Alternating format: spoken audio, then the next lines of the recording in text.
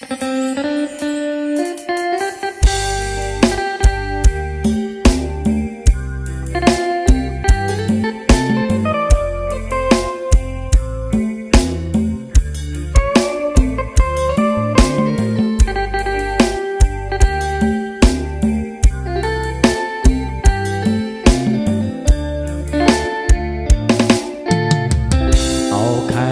មរាបប្រៀបឋានអសុតកាលខ្ញុំប្រតិព័ទ្ធផ្កាបាត់ដំបងដកចិត្តមិនរួចគួចគិតគេងផ្សងការបាត់ដំបងបងស្មាំងចំបាពេលនេះបានយល់ចំបៃសៀមរាបក្រអូបជ្រូតជ្រាបពោពេញអរា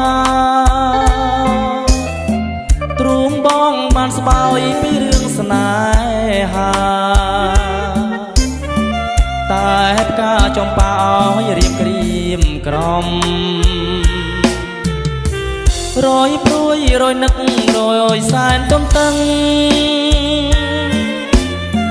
ពុំឃើញដំណឹងតែរៀបផ្ដាយផ្ដាំ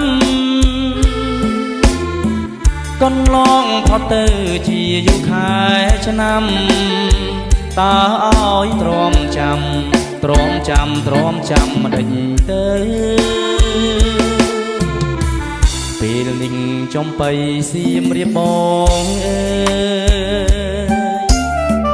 មានតែអ្នកហើយដែលលោកដំរើ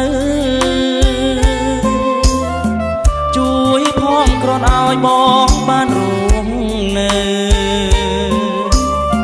ជាគ្នាតទៅនឹងចំបៃអើ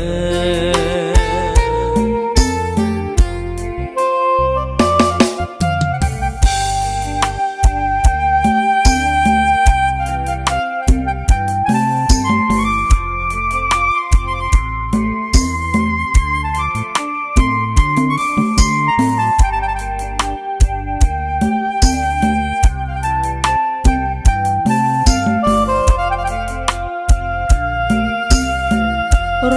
យព្រួយរយនឹករយសែនទន្ទឹងពុំឃើញដំណឹងតែរៀបផ្ដាយផ្ដាំកន្លងផុតទៅជាយូរខែឆ្នាំតើឲ្យទ្រាំចាំមិនដេញទៅពេលនេះចំបៃសៀមរាបបងអើយមានតែអ្នកហើយដែលលោកដំរើជួយផងគ្រាន់ឲ្យបងបានរួមនៅជាគ្នាតទៅនឹងចំបៃអើយ